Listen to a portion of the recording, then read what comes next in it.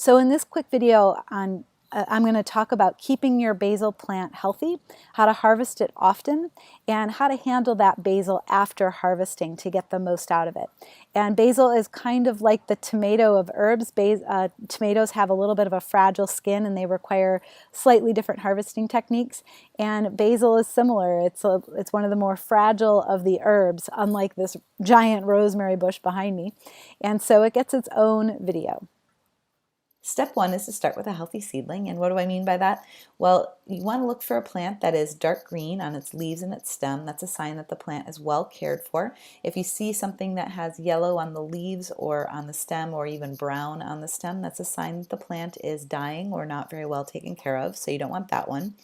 The second thing to look for is that the plant is short and bushy. This means that the plant has received enough sunlight. So if you see any plants that look tall and leggy, I wouldn't start with those. Those are not the healthiest seedlings to start with. So short and bushy. And then the third thing to look for is that I recommend growing basil in clumps, and you can grow, 5 stems together in a small space, and I recommend something between 3 and 5 stems. You don't want to grow just one stem. It's kind of a waste of space. You can grow several stems at once. So that's what I mean when I say a healthy seedling. Step 2 is knowing when to prune, and pruning starts early for a basil plant. So basil is a plant that bifurcates and splits into 2 every time that you cut it. So you want to cut often. So the first time that you cut the plant is when the stem has about 3 nodes, and nodes are basically the space where new growth is growing out of the stem. So just above that third node, and it should be about 6 inches high, you're going to clip off the plant and allow the new growth to grow 2 new stems. Step 3 is to prune often, and that means harvesting often, which means eating a lot of basil, which is good for us, right?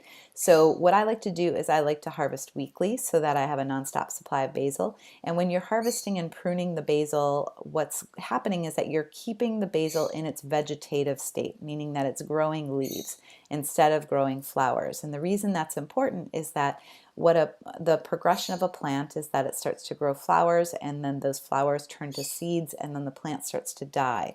So that's not what you want the basil plant to do. You want it to continue to flourish. So you want to watch out for 2 signs that the plant might be moving on to its old age. One is that the plant starts to flower, and here is what it starts to look like when it's just beginning to flower, and then here's what it looks like as those flowers get a lot larger.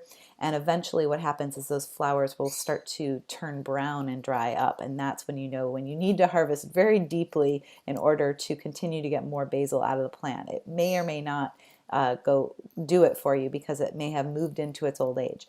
A sign that the plant has definitely moved into its old age and it's going to be challenging to get any basil out of the plant is when the stem starts to turn yellow or brown. That's in its very old age. You might as well plant some more basil. All right, so once you've harvested your basil, then what? You want to keep it at room temperature. You don't want it to cool down too much.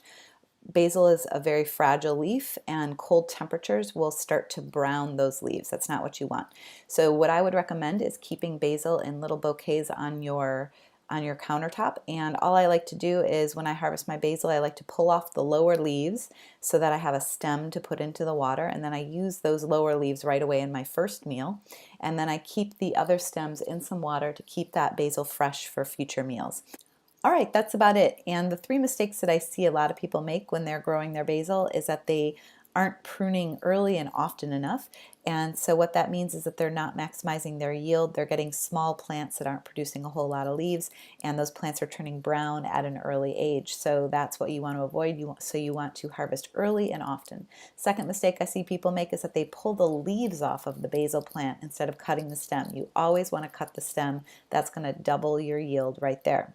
And then the third mistake that I see people make is that they store their basil in their fridge, and basically the basil goes bad before they can use it. So you want to avoid that as well. And that's it for this video. I wish you a plentiful basil harvest this year, and I'll see you in the next video.